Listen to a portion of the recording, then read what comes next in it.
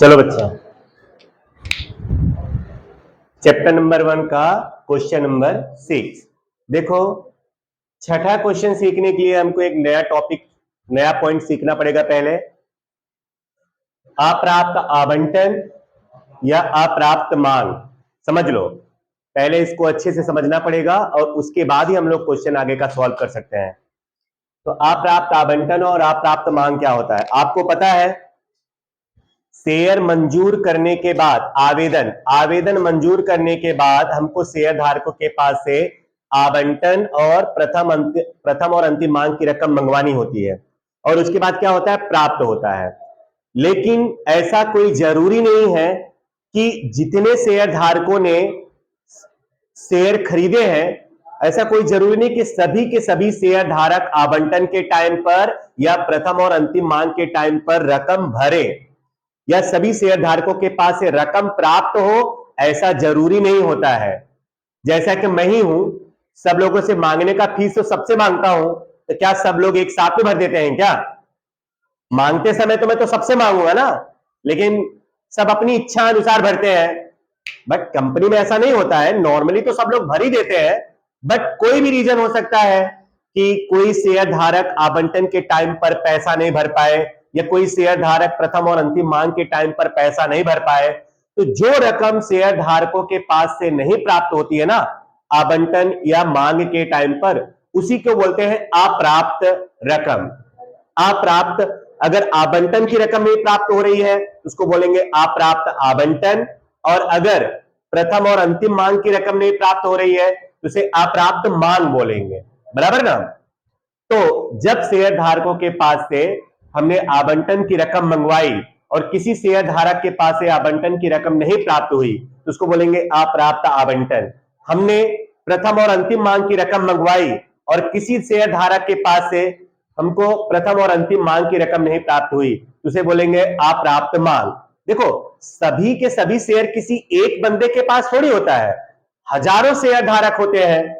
उनमें से किसी शेयर धारक के पास से मान लो नोटिस ही नहीं प्राप्त हो सकी, वो आउट ऑफ सिटी है, कोई भी रीजन से हमको उसके पास से रकम नहीं प्राप्त हुई, उसको बोलते हैं अप्राप्त रकम या अप्राप्त आवंटन या अप्राप्त मांग।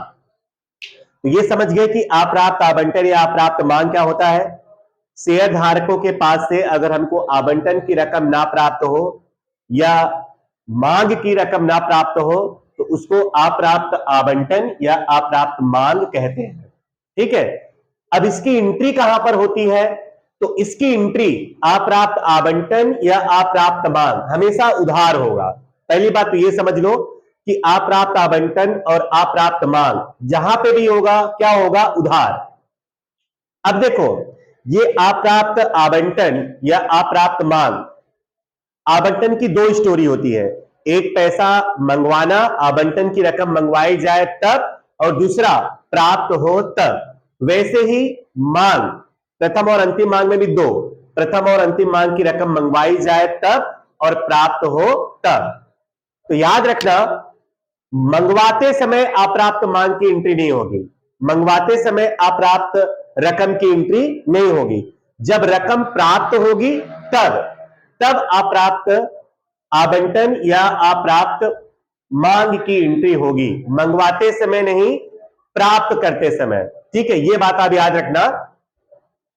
तो प्राप्त करते समय आपको पता है बैंक खाता उधार होता है, जब रकम प्राप्त होती है तो बैंक खाता क्या होता है, उधार। तो देखो मैंने यहां पे लिखा है अप्राप्त आवंटन या अप्राप्त मांग हमेशा बैंक खाता के साथ उधार होता है। जब बैंक खाता उधार करोगे ना, वहीं पर आपको अप्राप्त आवंटन या अप्राप्त मांग का खाता उधार करना है। क्योंकि ये अच्छा, प्राप्त होते समय इसकी एंट्री क्यों होती है, क्योंकि मंगवाते समय हमें थोड़ी पता होता है कि कौन शेयर धारक पैसा भरेगा और कौन शेयर धारक पैसा नहीं भरेगा। वो तो जब रकम हमें प्राप्त हो जाएगी तब पता चलेगा ना कि कौन से शेयर धारक ने पैसे नहीं भरे हैं। ठीक है, तो इसलिए अप्राप्त मांग की रकम जो होती है ना, उसकी एंट्री कब होती है, प्राप्त होते समय, मंगवाते समय नहीं। ठीक है, तो चलो क्वेश्चन नंबर 6। तो बच्चों, हिम्मतनगर की मेवाड़ा लिमिटेड की अधिकृत पूंजी 10 रुपए के एक ऐसे 4 लाख इक्विटी शेयरों में विभाजित है। अधिकृत पूंजी का मतलब पहले समझ लो आप। मेवाड़ा लिमिटेड है ना, उसके पास टोटल 4 लाख शेयर बेचने का या प्रकाशित करने का अधिकार है, अधिकार प्राप्त हुआ है। मतलब उसके पास 4 लाख शेयर है, वो अधिक से अधिक कितने शेयर बेच सकती है? 4 लाख। 4 लाख शेयर, अधिकृत पूंजी मतलब अधिक से अधिक शेयर, उसके पास अधिक से अधिक कितने शेयर है? 4 लाख। 4 लाख शेयर वो बेच सकती है, बट डिपेंड करता है उसके ऊपर कि वो कितना शेयर बेचना चाहती है वो कंपनी। देखो, तो कंपनी ने उनमें से 3 लाख इक्विटी शेयर प्रकाशित किए, बराबर ना? हमने कितने शेयर प्रकाशित किए? 3 लाख। अब हमको 3 लाख से मतलब है, वो 4 लाख भूल जाओ। कंपनी जितना शेयर प्रकाशित करेगी या बेचेगी, हमको उतने शेयर पे ही पैसे लेने हैं, है कि नहीं? और उतने शेयर पे ही हमको पैसे मंगवाने हैं। तो कंपनी ने 3 लाख शेयर प्रकाशित किए, तो अब हम 3 लाख मान के चलेंगे कि 3 लाख शेयर ही हमने प्रकाशित किए हैं, उतने हमारे पास है और उतने पे हमको पैसे मंगवाने हैं और प्राप्त करने हैं। तो देखो, प्रति शेयर रकम निम्नानुसार मंगवाई गई। आवेदन के समय 4 रुपए, आवंटन के समय 3 रुपए और अंतिम मांग के समय 3 रुपए। तो बच्चों देखो, कंपनी को 3,60,000 शेयर के लिए आवेदन पत्र मिले। हमने शेयर कितने प्रकाशित किए? 3 लाख। और आवेदन कितने का मिला? 3,60,000। तो इसमें वापस करने वाली एंट्री आएगी। 60,000 आवेदन हमको एक्स्ट्रा मिल गए हैं, उसको क्या करेंगे? वापस कर देंगे। तो मंजूर कितना करेंगे? 3 लाख। जितना हमने प्रकाशित किया है उतना ही अंश हम लोग क्या करेंगे? मंजूर करेंगे। अब आगे बच्चों एक लाइन देखो, एक शेयर धारक आशा ने, समझना अच्छे से, एक शेयर धारक आशा ने धारण किए 2000 इक्विटी शेयर पर अंतिम मांग की रकम के अलावा सभी शेयरों पर आवंटन तथा अंतिम मांग की रकम प्राप्त हो गई। सुनो, एक शेयर धारक आशा है, उसने अंतिम मांग के टाइम पर 2000 शेयर पर पैसे नहीं भरे हैं, तो उसको क्या बोलेंगे? अप्राप्त मांग। उसको क्या बोलेंगे? अप्राप्त मांग। जब कोई शेयर धारक के पास है, किसी शेयर धारक के पास से हमको प्रथम या अंतिम मांग की रकम नहीं प्राप्त होती है, तो उसको बोलते हैं अप्राप्त मांग। अब उसकी एंट्री कब और कैसे होगी अभी हम लोग सवाल करेंगे तो वहां पे आ जाएगा। तो चलो, पहले हम लोग आवेदन की एंट्री करेंगे। आवेदन की रकम प्राप्त हो तब, तो पहला रोज दामचा होगा बैंक खाते उधार।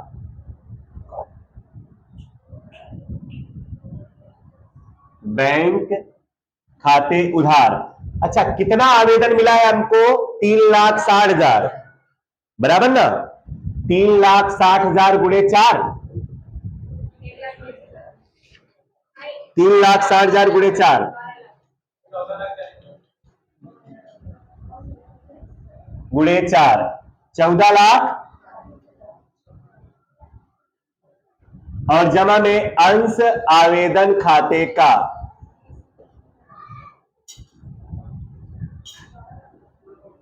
अंश आवेदन खाते का 14 लाख। अब बच्चों, एक्स्ट्रा कितना आवेदन प्राप्त हो गया? 60,000। उसको वापस कर देंगे 60,000, जो एक्स्ट्रा आवेदन मिलता है। तो उल्टा रोल दाम क्या हो जाएगा? अंश आवेदन खाते उधार, अंश आवेदन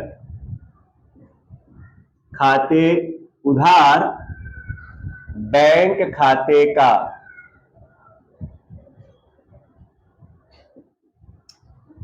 60,000 हमको एक्स्ट्रा आवेदन मिल गया है, तो 60,000 गुणे 4 कितना होगा? 2,40,000।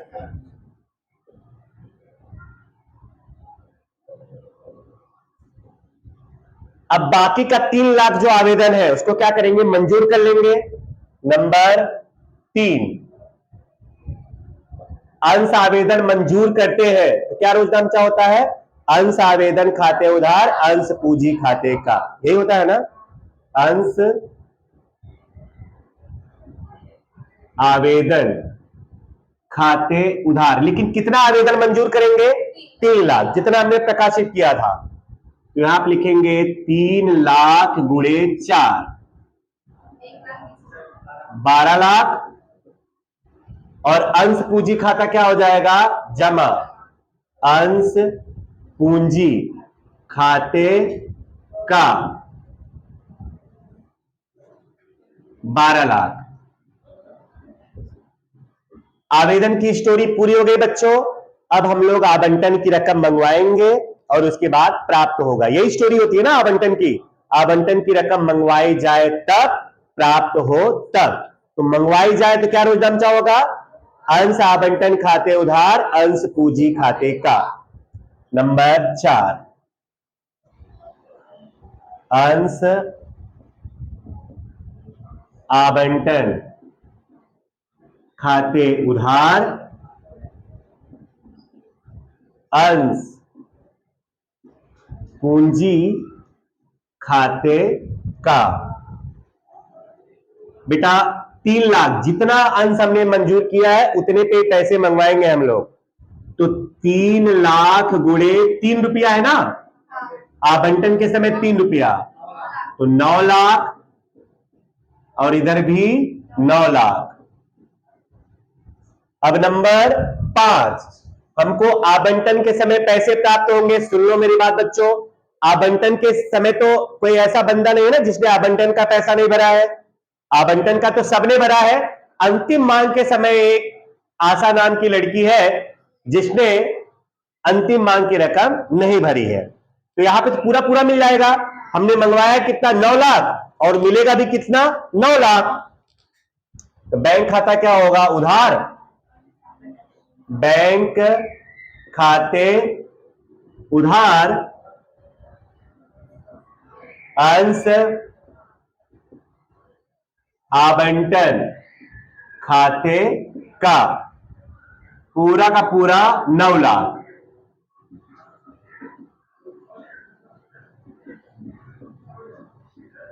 अब किसकी रकम मंगवाएंगे? प्रथम और अंतिम मांग की रकम मंगवाएंगे। रोजनामचा आपको पता होना चाहिए, जिसकी रकम मंगवाओ उसका खाता क्या होगा? उधार, और अंश पूंजी खाते का। तो हम अंतिम मांग की रकम मंगवा रहे हैं, तो अंश अंतिम मांग खाते उधार, अंश पूंजी खाते का। नंबर 6, अंश अंतिम मांग खाते उधार, अंश अंतिम मांग खाते उधार 3 लाख गुणे 3, 9 लाख। और अंश पूंजी खाते का, अंश पूंजी खाते का पूरा 9 लाख। अब ध्यान से सुनो बच्चों, अब हमें अंतिम मांग की रकम प्राप्त होगी, लेकिन एक आशा नाम की शेयर धारक है, उसने 2000 शेयर पर पैसे नहीं भरे हैं। तो उसको क्या बोलेंगे? अप्राप्त मांग। क्या बोलेंगे उसको? अप्राप्त मांग। तो मैंने आप लोग को बोला है बेटा कि अप्राप्त मांग का खाता क्या होगा? उधार। लेकिन कब? जब रकम प्राप्त होती है तब। तो अंतिम मांग की रकम अब प्राप्त होने वाली है ना, तो बैंक खाता क्या होगा? उधार। तो यहीं पे अप्राप्त मांग खाता क्या होगा? उधार। अंडरस्टूड? अप्राप्त मांग खाता क्या होता है? उधार। लेकिन कब? जब बैंक खाता उधार होगा तब। तो अप्राप्त मांग किसके साथ में है? अंतिम मांग के टाइम पे ना। तो बैंक खाता उधार, अप्राप्त मांग खाता उधार, और अंश अंतिम मांग खाते का। देखो, जो रोजनामचा पहले होता था वही रोजनामचा मैं बोल रहा हूं। अच्छा छोड़ो, अभी अप्राप्त मांग की बात छोड़ो। अंतिम मांग की रकम प्राप्त होती है तो क्या रोजनामचा लिखते हैं? बैंक खाते उधार, अंश अंतिम मांग खाते का। यही लिखते हैं ना। अभी एक बार फिर से, अप्राप्त मांग समझ लो नहीं है, अंतिम मांग की रकम प्राप्त होगी, क्या रोजनामचा होगा? बैंक खाते उधार, अंश अंतिम मांग खाते का। ये रोजनामचा होता है। यही रोजनामचा हमको बोलना है, बस एक चीज और उधार कर देना है, अप्राप्त मांग खाता उधार। बाकी बैंक खाते उधार, अप्राप्त मांग खाते उधार, और अंश अंतिम मांग खाते का। जो ओरिजिनल रोजनामचा हो तो रहेगा ही, एक चीज और उधार हो जाएगा, समझ रहे हो बच्चों मैं क्या समझाना चाहता हूं? ओके, तो चलो नंबर 7, बैंक खाता उधार, बैंक खाते उधार। अब एक चीज और उधार होगा, अप्राप्त मांग खाते उधार, अप्राप्त मांग खाते उधार, और जमा में अंश अंतिम मांग खाते का, अंश अंतिम मांग खाते का। अब जरा समझो, जब ऐसा अप्राप्त मांग वाला रोजनामचा आ जाए तो रकम लिखने की ट्रिक समझ लो। आप रकम लिखने का एकदम सस्ता ट्रिक समझ लो, नहीं तो बहुत प्रॉब्लम होती है। जब भी अप्राप्त मांग आ जाए तो हमेशा याद रखना, ये जितना उधार हुआ होगा ना पहले उतना जमा कर देना। अंश अंतिम मांग खाता उधार कितना उधार है, कितना हुआ है 9 लाख, तो जितना उधार है हमेशा पहले उतना क्या कर देना, जमा। ये वाक्य में हर एक क्वेश्चन में आगे बोलने वाला हूं, क्योंकि अप्राप्त मांग हर एक क्वेश्चन में आने वाला है। तो जब भी यहां पे अप्राप्त की स्टोरी आएगी तो याद रखना, यहां पे जितना उधार है उतना ही हमेशा क्या होता है, जमा। कितना उधार है 9 लाख, तो 9 लाख यहां पे क्या कर दो, जमा। देखो इधर फिर से अंश अंतिम मांग खाते उधार कितना है 9 लाख, और यहां पे अंश अंतिम मांग खाता है ना, तो जमा भी तुमको कितना करना है, उतना ही करना है। फिर बच्चों तुम्हें अप्राप्त मांग की रकम लिखनी है। बोलो कितने शेयर पर पैसे नहीं मिले हमको, 2000 शेयर पर, तो यहां पर लिखेंगे 2000, और एक शेयर का रकम कितना है 3, अंतिम मांग का तो 3 ही है ना, तो 2000 गुणे 3 कितना हुआ, 6000 नहीं मिला। तो बोलो 9 लाख में से 6000 नहीं मिला, इसका मतलब कितना मिला, 8,94,000। बस 9 लाख में से 6000 घटा दो तो तुमको मिल जाएगा कितना, 8,94,000। बस हो गया कंप्लीट। तो चलिए टोटल करिए आप लोग, कुल योग कितना होगा,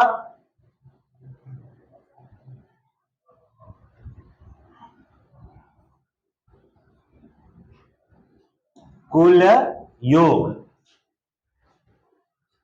आराम से जोड़ो।